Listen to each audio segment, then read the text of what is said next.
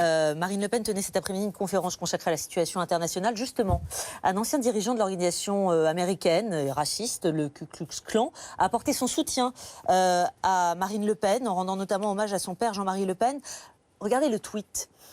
Son père, je traduis, son père est un grand homme, un vrai patriote. Il a élevé une femme intelligente et forte qui sait comment faire de la politique au XXIe siècle. David Duke, ancien chef du Ku Klux Klan.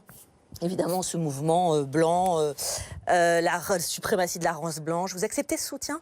Il est bienvenu? Non, c'est une petite crapulerie de l'agence France Presse qui a fait une dépêche. Enfin, il paraît que c'est le bureau de Washington. À partir d'un tweet d'un cinglé.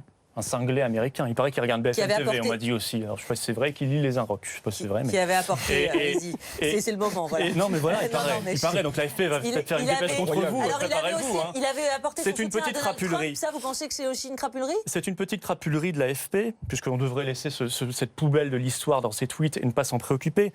Par contre, l'AFP, vous voyez, quand on a appris qu'un sénateur socialiste avait un assistant parlementaire soupçonné d'apologie du terrorisme, dans sa dépêche, n'a jamais donné le nom de ce sénateur socialiste, ni le nom de l'assistant. Alors moi, je le donne ce soir aux téléspectateurs, parce que l'AFP n'a pas fait son boulot.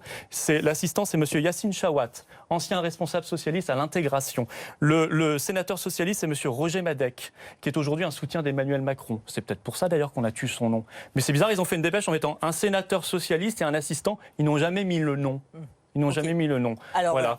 Eh bien, écoutez, les Français ont le droit de savoir. Et ont le droit de savoir qui est concerné par telle ou telle affaire, surtout quand il s'agit d'apologie du terrorisme islamiste. C'est quelque chose de très grave. On en est là au niveau des suspicions. Sur l'affaire du Ku Klux Klan, donc pas de soutien, et de toute façon, vous ne l'auriez pas accepté? Vous savez, David Rachlin a parlé de malhonnêteté de l'AFP. Je crois qu'il a raison. L'AFP est en guerre. L'AFP est en guerre. D'accord. Voilà, face à l'antisystème que nous sommes.